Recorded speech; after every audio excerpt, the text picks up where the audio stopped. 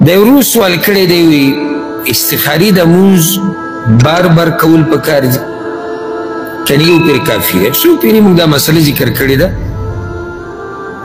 استخاري مونځ د خو شریعت کې ثابت دی چې کله ته یو کار کوې او د هغې په باره کې مترددي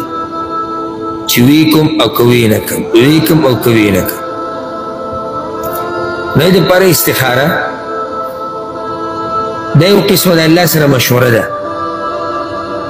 او الله په دې کار کې بیا برکت ډېر ورچوي او د انسان ته داسې یو لار وښیي چې دی په هغه طرف روان شي شریعت خو دا نه دي ویلي چې ته بار بار کوه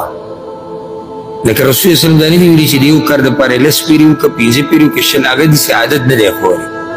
خو که څوک یې بار بار کوي او زړه یې نه مطمئن کېږي نو دې کې څه حرج نشته ځکه چې شریعت دې دپاره څه عادت نه دی ټاکلی بعض ملګري هغه داسې چې یو پیر استخاره وکړي او زړه بیا هم نتیجې ته ونه رسي نو دې مسلې نه نه خبر بس بیا دغه شان ګرځي راګرځي اوس څه وکړم خیر دی بیا وکړه استخاره بیا استخاره وکړه بیا استخاره وکړو الله رب العزت ورته یو لار کولا وکړي او که پوره مونځ نه کوې که د استخارې دا دعا ته څو پیرې ووایي لکه استخارې دعا چې کله ته مونځ ختم کړي څو پیرې ده یو پیر یو سړي 2 رکعته مونځ وکړو د استخارې دعا یې 3 پیرې وغوښته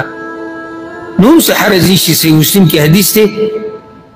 د رسول صلی الله مبارک راځي کان اذا دعا کرره 3 رسول صلی چې دعا وغوښته 3 پیرې به غوښته لکه یو سړی په منځه پسې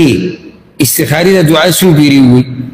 3 پیرې 2 پیرې د دې نه زیاته ووایي نو انشاءالله دې کې به څه حرج نه وي